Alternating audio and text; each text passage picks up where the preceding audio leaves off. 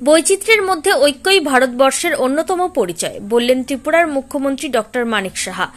উত্তর পূর্বাঞ্চলের রাজ্যগুলিতে রয়েছে ঐক্যের দৃঢ় মেলবন্ধন। মুখ্যমন্ত্রী ডক্টর মানিক সাহা আগরতলায় অভয়নগরস্থিত পুথিবা দেবতা বাড়ির নবনির্মিত পাকা মন্দির গৃহের উদ্বোধন করে ত্রিপুরার মুখ্যমন্ত্রী ডক্টর মানিক সাহা বললেন, বৈচিত্র্যের মধ্যে ঐক্যই হচ্ছে ভারতবর্ষের অন্যতম পরিচয়। উত্তর পূর্বাঞ্চলের রাজ্যগুলিতে নানা বৈচিত্র্য থাকা সত্ত্বেও রয়েছে ঐক্যের দৃঢ় মেলবন্ধন। কৃষ্টি সংস্কৃতির আদান প্রদানের মধ্য দিয়েই দেশের বিভিন্ন রাজ্যের মধ্যে ঐক্যের সত্তা বজায় রয়েছে। এই মন্দিরের পাকা ভবন নির্মাণে সরকারিভাবে ৭৪ লক্ষ টাকা ব্যয় হয়েছে। মণিপুরীদের কৃষ্টি ও সংস্কৃতি অতি প্রাচীন এবং দেশের ঐতিহ্য। ত্রিপুরায় মণিপুরীদের কৃষ্টি ও সংস্কৃতির ইতিহাস রাজন্য আমলের সাথে জড়িত। ত্রিপুরা সরকার জনজাতি সহ প্রতিটি জনগোষ্ঠীর কৃষ্টি সংস্কৃতির সংরক্ষণ ও উন্নয়নে বদ্ধপরিকর। সেই লক্ষ্যে ত্রিপুরা সরকার নানা পরিকল্পনা গ্রহণ করে কাজ করছে। মণিপুরীদের নৃত্য, নাটক, হস্ততাঁত শিল্প বিদেশেও প্রসিদ্ধ। এটা দেশের জন্য একটি গর্বের বিষয়। ত্রিপুরা সরকার ত্রিপুরায় বসবাসরত মণিপুরীদের আর্থসামাজিক মান উন্নয়নে কাজ করে চলেছে। ভারতবর্ষের প্রধানমন্ত্রী নরেন্দ্র মোদী দেশের বৈচিত্র্যের মধ্যে ঐক্যের ভাবনাকে প্রাধান্য দিয়ে কাজ করে চলেছেন। ত্রিপুরা সরকারও প্রধানমন্ত্রীর মার্গদর্শনে ত্রিপুরায় জাতি জনজাতি সহ প্রতিটি জাতিগোষ্ঠীর উন্নয়নে কাজ করছে।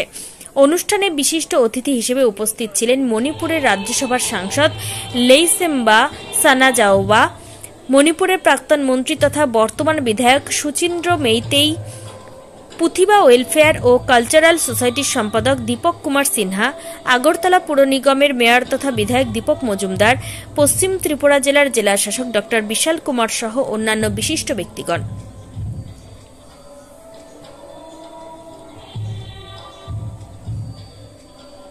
ত্রিপুরা থেকে বিক্রম কর্মকারের report, crime press Bengal news.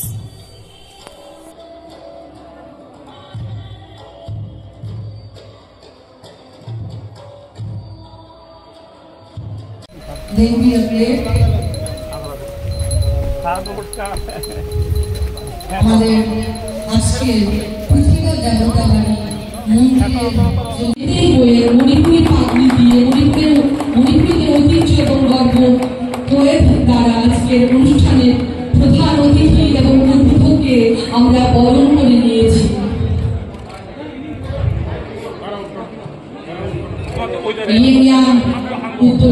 সাংস্কৃতিক ক্যালেন্ডার, সেই ক্যালেন্ডারের মধ্যে কিন্তু আমরা স্থান দিয়েছি, আপনারা সবাই জানেন। যেগুলো মন্দির, এখানে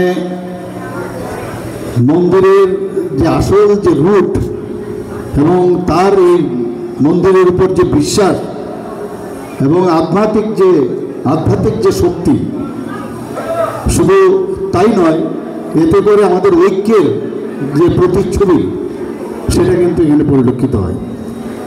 সব ধরনের মানুষ এখানে আসেন, ভগবানের কাছে প্রার্থনা করেন, নিজের মঙ্গলের কথা, পরিবারের কথা তো করেন, সমাজের জন্যও করেন, রাজ্যের এবং দেশের জন্য প্রার্থনা করেন। এবং আস্তে আস্তে মাননীয় প্রধানমন্ত্রী জি নরেন্দ্র মোদীজি আসার পর আমরা যে একটা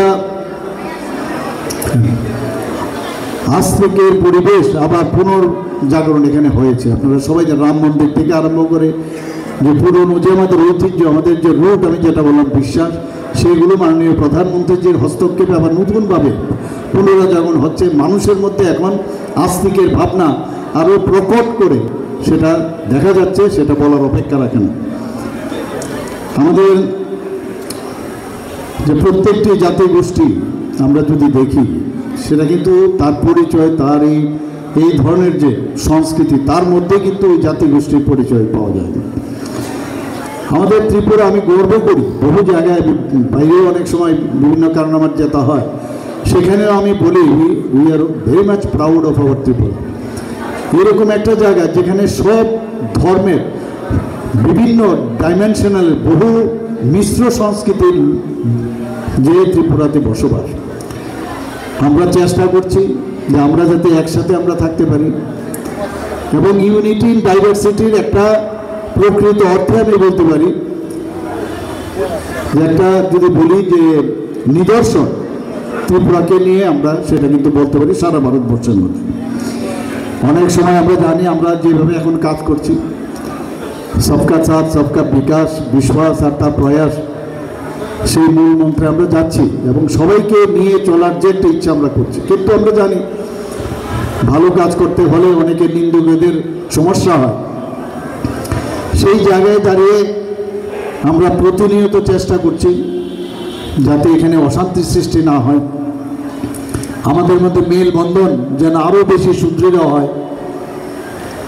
এবং আমি সব জায়গায় এই কথা বলি, আমাদের 28টা রাজ্যের মধ্যে ত্রিপুরার ল অ্যান্ড অর্ডার সিচুয়েশন যদি বলেন, এটা আমার রিপোর্ট না, এটা দিল্লির রিপোর্ট। সেখানে কি বলছে, ত্রিপুরা নিচের দিক থেকে 3rd পজিশন।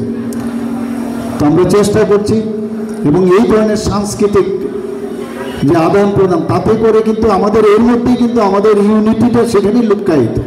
আমরা সবাই মিলে যদি একসাথে আমরা থাকি, যার যার ধর্ম, যার যার সংস্কৃতি, কিন্তু আমাদের দেশের জন্য আমাদের যে ভাবনা, মূল ভাবনা, দেশকে একসাথে রাখতে হবে, সেই ভাবনায় যদি আমরা চলি তাহলে আজকে আমাদের রাজ্য যেভাবে এগিয়ে যাবে, আমাদের দেশও এগিয়ে যাবে।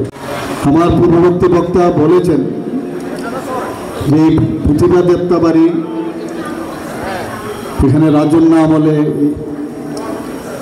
এটা প্রতিষ্ঠিত হয়েছিল এবং ত্রিপুরার যারা মণিপুরীরা আছেন মথুই সম্প্রদায়ের একটা পরম্পরাগত যে ঐতিহ্যবাহী মন্দির হিসাবে এটা পরিচিত। দূর দূরান্তের থেকে শুধু ত্রিপুরার যারা মণিপুরী সম্প্রদায়ের আছে তারাই নয়, বাইরের থেকেও এখানে প্রচুর লোক প্রতিনিয়ত এখানে আসেন।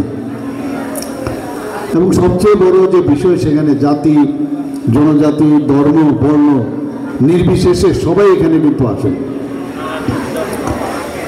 এখানে আমরা একটু আগেও দেখলাম কিভাবে ধর্মীয় রীতিনীতি মেনে এখানের যে পূজা অর্চনা হয়েছে।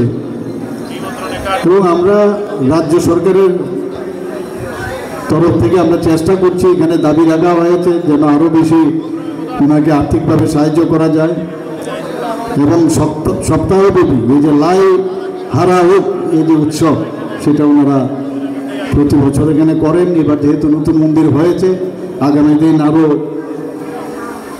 বড় আঙ্গিনায় সেটা হবে। এখানে একটু আগে আমরা যে মণিপুরি যে আমাদের ছেলে মেয়েরা আছেন, এত সুন্দর আমাদের এখানে যে নৃত্য শৈলীর যে প্রেজেন্টেশন এখানে করেছে। এবং আপনারা নিশ্চয়ই জানেন যে এই যে নৃত্য, এটা কিন্তু এই ধ্রুপদী নৃত্যের এখান থেকে কিন্তু জন্ম হয়েছে। এক কথায় মণিপুরী শিল্প ও সাংস্কৃতিক যে মূল ভিত্তি হলো লাই হারাওবা। আমরা অনেক কিছু জানি না এবং আমরা কিন্তু এই ধরনের অনুষ্ঠান যখন হয় তখন এই অনুষ্ঠানের কারণে অনেক কিছু আমাদের পড়তে হয়, জানতে হয়। এতে গেলে নিজেরও জ্ঞান বৃদ্ধি হয়, অন্যরা যারা আছেন তারও এই বিষয়ে আমরা তাদের কাছে আমরা জানাতে পারি। এবং যে কোনো মন্দির ত্রিপুরার, আমার মনে আছে আমি লখনৌতে যখন ওখানে আমি পোস্ট গ্রাজুয়েশন করছিলাম, তো সেখানে রামকৃষ্ণ মিশন আমি গিয়েছিলাম। মহারাজা যিনি ছিলেন ওনাকে আমি ষষ্ঠাঙ্গ প্রণাম করছিলাম। তো উনি আমাকে বলছিলেন, আপনি কোথা থেকে এসছেন? আমি বললাম যে ত্রিপুরার থেকে। আরে বাবা, ত্রিপুরার মানুষ তো সাংঘাতিক ধর্মপ্রাণ মানুষ। মানে আমার এখনও মনে আছে উনি এক কথাই, কারণ উনি এখানেও ছিলেন। এই জন্য আমাদের সরকার চেষ্টা করছে যে এগুলো যেন হারিয়ে না যায়। আমাদের সরকারের থেকে আমরা নিশ্চয়ই সেগুলো আমরা দেখব, বিভিন্ন দাবি দেওয়া এখানে রেখেছে। তো আমরা সরকারি তরফ থেকে আইন কানুন দেখে নিশ্চয়ই আমরা চাই যে সবাই যাতে খুশি থাকে, খুশির জন্য যা যা করার দরকার আমরা নিশ্চয়ই সেভাবে আমরা চিন্তা করব। এবং আমি দেখেছি বিভিন্নভাবে যারা মণিপুরীরা আছেন, সম্প্রদায়ের যারাই আছেন, শুধু ওনারা নিজেদের জন্য, রাজ্যের উন্নয়নের জন্য, আমাদের ক্রীড়া ক্ষেত্রে হোক, আমাদের অ্যাডমিনিস্ট্রেশনের দিক দিয়ে হোক, ওনাদের কিন্তু প্রচুর অবদান কিন্তু এখানে রয়েছে। ওই জায়গায় আমি দেখি মণিপুরীদের অবদান। তো মণিপুরী ভাষা সংস্কৃতির বিকাশ এবং তরুণ যারা শিল্পীরা আছেন তাদেরকে প্রপারলি যাতে আরও স্কিল ডেভেলপ করা যায়, আরও যাতে ভালো করা যায়, তার জন্য এই ঐতিহ্যকে আমরা যাতে শক্তিশালী করতে পারি আমাদের সরকারের তরফ থেকে নিশ্চয়ই আমরা চেষ্টা করব। আজকের এই সুন্দর দিনে যারা মঞ্চে আছেন এবং মঞ্চের নিচে যারা আছেন আমার ভাই ও বোনেরা, সবাইকে আমি হার্দিক অভিনন্দন ও শুভেচ্ছা জানিয়ে আমার কথা বলা শেষ করছি।